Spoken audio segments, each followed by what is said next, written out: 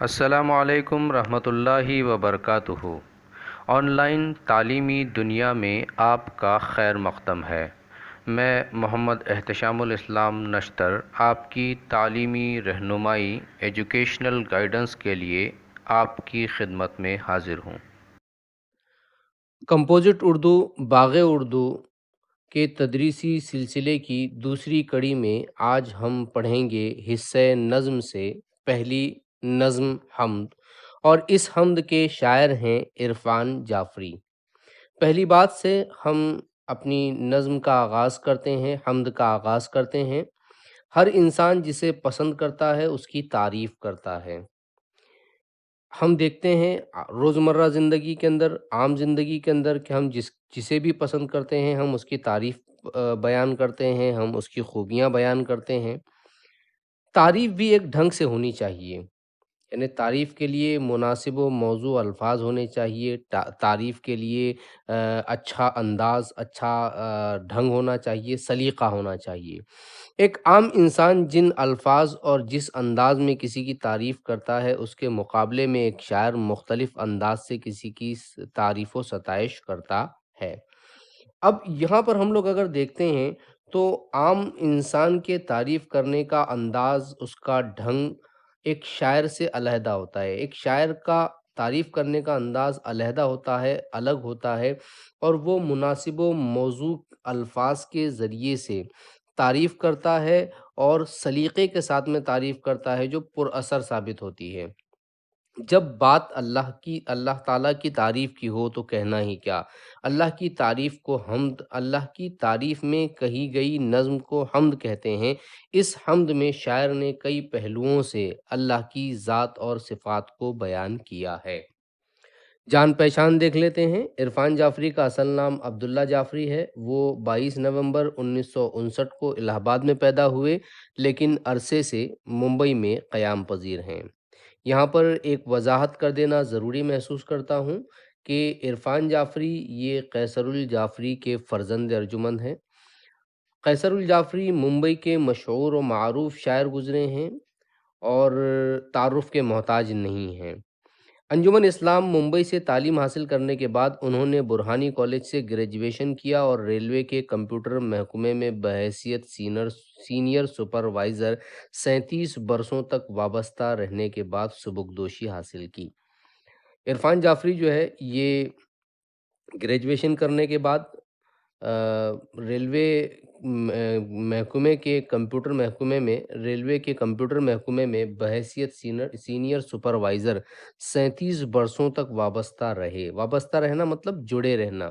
اس کے بعد سبکدوش ہوئے، مطلب ریٹائرڈ ہوئے۔ ان کا ایک شعری مجموعہ بنجارہ کے نام سے شائع ہو چکا ہے۔ ملک و بیرون ملک کے مشاعروں اور ان کی نظامت کے لیے وہ بلائے جاتے ہیں۔ ملک میں بھی اور بیرون ملک میں بھی، مطلب انٹرنیشنل لیول پر انہیں بحیثیت شاعر بھی بلایا جاتا ہے اور بحیثیت ایک اچھا ناظم، ایک اچھا ہوسٹ، کمپیرر کے حیثیت سے بھی انہیں بلایا جاتا ہے۔ مہاراشٹرا اسٹیٹ اردو ساہتیہ اکیڈمی کا ساحر لدھیانوی انعام برائے شاعری انہوں نے حاصل کیا ہے۔ آئیے حمد کا آغاز کرتے ہیں۔ پہلا شعر ہے: دل و نظر میں تجلی اتار دیتا ہے، تیرا ہی ذکر سکون و قرار دیتا ہے۔ یہاں پر پہلے مصرعے میں اتار اور دوسرے مصرعے میں قرار، یہ دونوں ہم آواز الفاظ ہیں جسے آپ ہم قافیہ کہتے ہیں اور انگریزی میں رائمنگ ورڈ کہتے ہیں۔ اسی طریقے سے دیتا ہے، یہ دہرایا جا رہا ہے تو اسے ردیف کہتے ہیں۔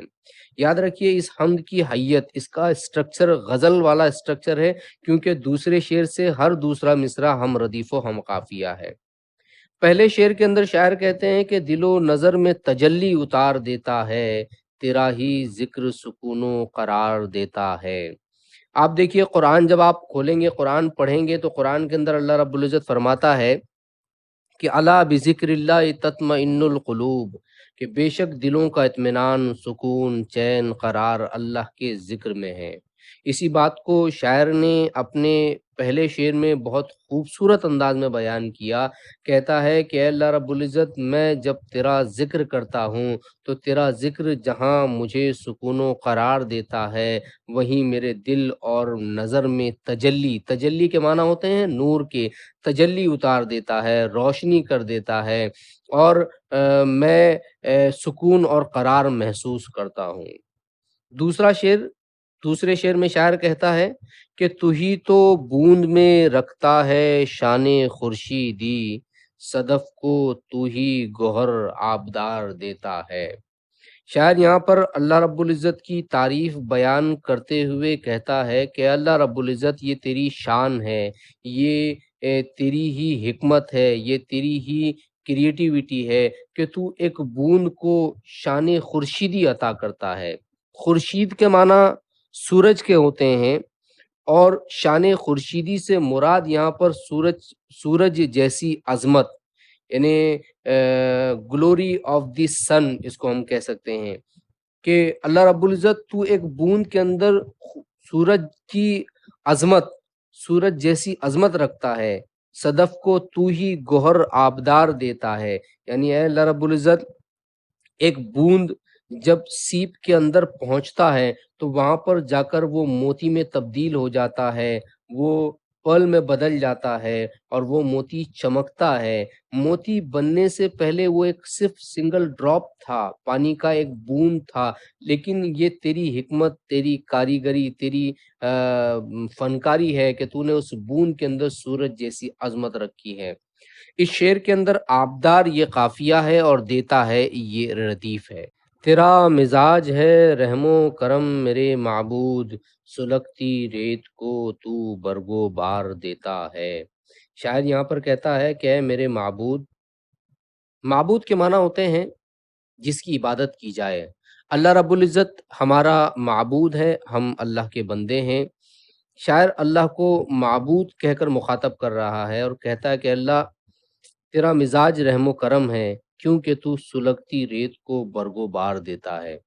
دیکھیے، جو ریگستان یا صحرا ہے تو اس میں بالکل بھی پیڑ پودے نہیں ہوتے، بالکل ہریالی نہیں ہوتی، لیکن اس کے باوجود کچھ علاقے ایسے ہوتے ہیں ریگستان کے اندر جہاں پر، جس کو نخلستان کہتے ہیں، جہاں پر پانی ہوتا ہے، اور اس پانی کی وجہ سے کچھ پودے اگاتے ہیں، جیسے کھجور کے پودے ہیں اور ریگستانی جو بھی پودے ہیں تو وہ اگاتے ہیں. تو شاعر کہتا ہے کہ اللہ رب العزت، تیرے رحم و کرم کے مزاج کی یہ ایک دلیل ہے، یا یہ ایک پروف ہے، یا یہ ایک ثبوت ہے کہ تو سلگتی ریت کو، تو ریگستان کے اندر بھی برگو بار دیتا ہے.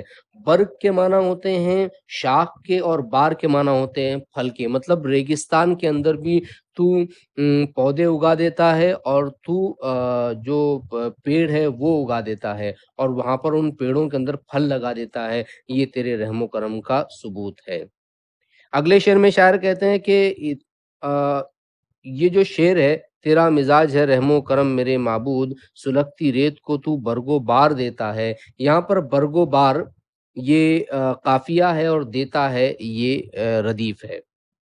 اگلے شعر میں شاعر کہتا ہے، ادھر زمیں پہ رگڑتی ہے پاؤں تشنا لبی، ادھر تو ریت میں چشمہ اتار دیتا ہے.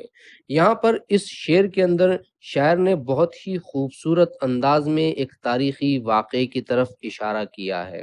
آپ سبھی جانتے ہیں کہ حضرت ابراہیم علیہ السلام، جنہیں خلیل اللہ کہا جاتا ہے، اللہ کے بڑے پسندیدہ بندے تھے، نبی تھے، اور اللہ رب العزت نے ان کے بہت سارے امتحانات لیے، بہت سارے اگزام لیے ان کو پرکھنے کے لیے. اور ایک اگزام یہ تھا کہ ان کے بڑھاپے کی اولاد حضرت اسماعیل علیہ السلام، اللہ رب العزت نے حضرت ابراہیم علیہ السلام سے کہا کہ تم حضرت اسماعیل کو اور ان کی ماں ہاجرہ کو ریگستان کے اندر چھوڑ کر آ جاؤ. اور اللہ کے اس حکم پر لبیک کہتے ہوئے حضرت ابراہیم علیہ السلام حضرت ہاجرہ اور حضرت اسماعیل علیہ السلام کو لے کر جو ہے ریگستان کے اندر انہوں نے چھوڑ دیا. اب جب حضرت ابراہیم علیہ السلام ان کو وہاں پر چھوڑ کر پلٹے تو حضرت ہاجرہ نے سوال کیا کہ مجھے کس کے سہارے چھوڑ کر جا رہے ہو؟ تو حضرت ابراہیم علیہ السلام رک گئے، آپ نے کچھ کہا نہیں۔ حضرت حاجرہ نبی کی بیوی تھی، سمجھ گئیں، سوال کیا کیا اللہ کا حکم ہے؟ حضرت ابراہیم علیہ السلام نے کہا ہاں۔ تو پھر حضرت حاجرہ نے کہا کہ اب آپ جائیے، جس کے حکم پر آپ چھوڑ کر جا رہے ہیں وہ ہمارے لیے کافی ہے۔ حضرت ابراہیم علیہ السلام اسماعیل علیہ السلام اور حاجرہ علیہ السلام کو چھوڑ کر نکل گئے، چلے گئے۔ اب جیسے جیسے دھوپ بڑھنے لگی اور حضرت اسماعیل کو پیاس لگنے لگی، تو حضرت حاجرہ نے حضرت اسماعیل کو وہاں پر ریت پر لٹا دیا، اور وہ کبھی صفا پر دوڑتی ہوئی جاتی کیونکہ کوئی قافلہ دکھائی دے اور پانی کا انتظام ہو، پھر وہاں سے دوڑتے ہوئے آتی، پھر مروہ پر جاتی، پھر وہاں دیکھتی کہ کوئی قافلہ دکھائی دے، پانی کا انتظام ہو۔ اس طرح انہوں نے 7 چکر مکمل کیے۔ حضرت اسماعیل علیہ السلام ریت پر لیٹے ہوئے ایڑیاں رگڑ رہے ہیں، اور اللہ کی رحمت کو جوش آتا ہے، اور ان کے ایڑیاں رگڑنے کی وجہ سے زمزم کا چشمہ وہاں سے پھوٹ پڑتا ہے۔ اور یہ زمزم کا چشمہ جو آج بھی جاری و ساری ہے، حجاج اکرام جو وہاں جاتے ہیں، حاجی وہاں جاتے ہیں تو وہاں سے وہ زمزم لے کر آتے ہیں۔ تو اس واقعے کی طرف اس شعر کے اندر شاعر نے بڑے ہی خوبصورت انداز میں اشارہ کیا ہے۔ کہتا ہے، ایک شاعر کہتا ہے کہ ادھر زمیں پہ رگڑتی ہے پاؤں تشنہ لبی، ادھر تو ریت میں چشمہ اتار دیتا ہے۔ تشنہ لبی کہتے ہیں پیاس کو، یا تشنگی کو، یا تھرسٹ کو، اور چشمہ جھرنا کہتے ہیں۔ تو شاعر نے یہاں پر اس تاریخی واقعے کی طرف اشارہ کیا ہے۔ جب شاعر اپنے کسی شعر میں کسی تاریخی شخصیت یا واقعے کی طرف اشارہ کرتا ہے تو اس شعر کو صنعت تلمیح کا شعر کہتے ہیں۔ یہ صنعت تلمیح کا شعر ہے۔ اس شعر کے اندر اتار یہ قافیہ ہے، اور دیتا ہے یہ ردیف ہے۔ اگلے شعر میں شاعر کہتا ہے کہ تیرے ہی نام سے آتی ہے جان کلیوں میں، تیرا ہی نام چمن کو نکھار دیتا ہے۔ شاعر کہتا ہے کہ اے اللہ رب العزت، اس دنیا کے اندر جو کچھ ہو رہا ہے وہ تیرے اذن، تیری مرضی سے، تیرے نام سے ہو رہا ہے۔ یہاں تک کہ کھلنے والی کلیاں، کلیاں کہتے ہیں برڈ کو، وہ فلاور بن جاتی ہے، پھول بن جاتی ہے، تو کلیاں جو کھلتی ہے ان کے اندر جو جان پڑتی ہیں وہ تیرے ہی نام سے، تیری اجازت سے، تیری اذن سے کلیوں کے اندر جان پڑتی ہے۔ تیرا ہی نام چمن کو نکھار دیتا ہے۔ اے اللہ رب العزت، تیری ہی یہ کریٹیوٹی ہے، تیری ہی فنکاری ہے، تیرا ہی آرٹ ہے کہ چمن کے اندر رنگ برنگی پھول بکھرے ہوئے ہیں، اور اس چمن کے اندر مختلف قسم کی خوشبوئیں، فریگرنس جو ہے وہ پھیلی ہوئی ہے۔ تو یہ چمن کو نکھارنے کا کام بھی تیرا ہی نام کرتا ہے۔ آخری شعر میں شاعر کہتے ہیں کہ تیرا کرم ہے کہ چھپ جاتے ہیں گناہ میرے، تو میرے عیب کو پردے ہزار دیتا ہے۔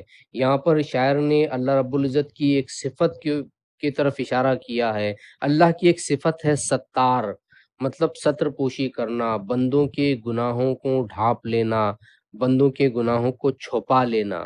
یہاں پر شاعر کہتا ہے کہ تیرا کرم ہے کہ چھپ جاتے ہیں گناہ میرے۔ اے اللہ رب العزت، تو علیم ہے، علم رکھنے والا ہے، بصیر ہے، دیکھنے والا ہے، تو ہماری ہر حرکت کو دیکھتا ہے، ہمارے ہر گناہ کو دیکھتا ہے، لیکن تیرا کرم، تیرا رحم یہ ہے کہ تو ہمارے گناہوں کو چھپا دیتا ہے، تو میرے عیب کو پردے ہزار دیتا ہے۔ اے اللہ رب العزت، میں تنہائی کے اندر جو کچھ گناہ کرتا ہوں، جو تیری نافرمانی کرتا ہوں، تو میرے ان عیبوں کو، تو میرے ان گناہوں کو ہزار پردوں کے اندر ڈھانپ لیتا ہے۔ تیری صفت ستار ہے۔ یہاں پر اس شعر کے اندر بہت خوبصورت انداز میں شاعر نے کہا ہے کہ اللہ رب العزت، یہ تیرا احسان ہے مجھ پر کہ تو میرے عیبوں کے اوپر پردہ ڈالتا ہے اور میرے گناہوں کو چھپا دیتا ہے۔ ہمیں اللہ رب العزت کی تعریف کرنی چاہیے، اللہ کی خوبیوں کا ذکر کرنا چاہیے، اللہ سے ڈرتے رہنا چاہیے، گناہوں سے بچتے رہنا چاہیے، اور اللہ کا شکر ادا کرنا چاہیے۔ ناظرین، اسی طرح کی آن لائن تعلیمی ایجوکیشنل ویڈیوز کے لیے ہمارے اس چینل کو سبسکرائب کیجیے اور بیل آئیکن کو دبا دیجیے تاکہ آنے والی تمام ویڈیو آپ کو وقت پر مل سکیں۔ ملتے ہیں اگلے اسی طرح کے تعلیمی ویڈیو میں، تب تک اپنا خیال رکھیے گا۔ گھر پر رہیے گا، محفوظ رہیے گا۔ السلام علیکم رحمۃ اللہ وبرکاتہ۔